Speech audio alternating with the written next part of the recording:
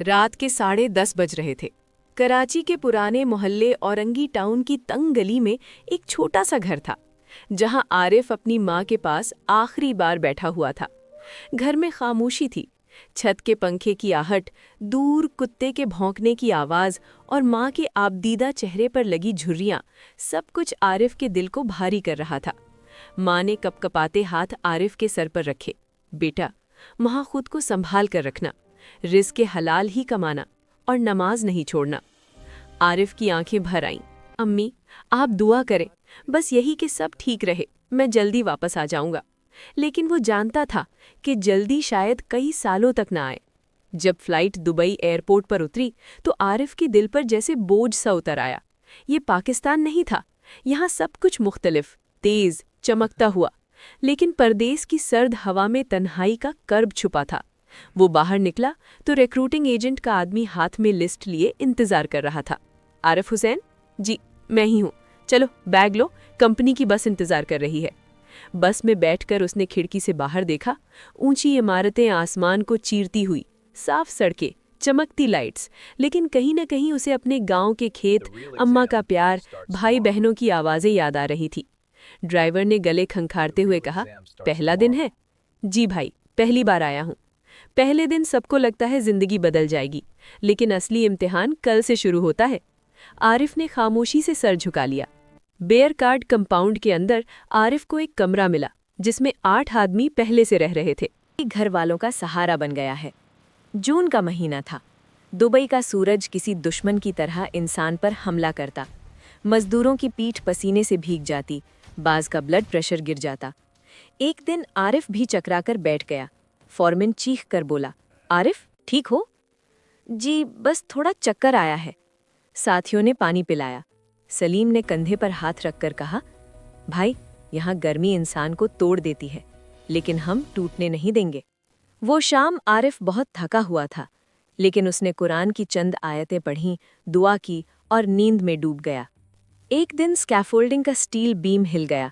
आरिफ के सामने दोहरी का मजदूर अहमद फिसलकर नीचे गिरा। सब दौड़े, मगर वो बच न सका। आरिफ की रूह कांप गई। उस रात वो देर तक जागता रहा, सोचता रहा, जिंदगी कितनी कमजोर है। हम दिन भर आसमान को हाथ लगाने वाली इमारतें बनाते हैं, लेकिन खुद जमीन पर गिरने से बच नहीं पाते। हादसे के बाद वो पहले से ज्यादा मोहतात रहने लगा। वक्त गुजरता गया। 2 साल गुजरे। आरिफ अब एक सादा मजदूर नहीं रहा था, वो स्किल्ड वर्कर बन चुका था। कंपनी ने उसकी मेहनत देखकर उसे विंच चलाने की ट्रेनिंग दी।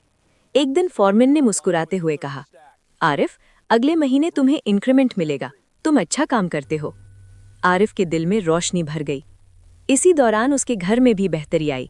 बहन की शादी हुई, माँ के इलाज के पैसे पूरे हुए, छोटे भाई में कॉलेज में दाखिला लिया, और ये सब आरिफ की खामोश मेहनत के बायस मुमकिन हुआ।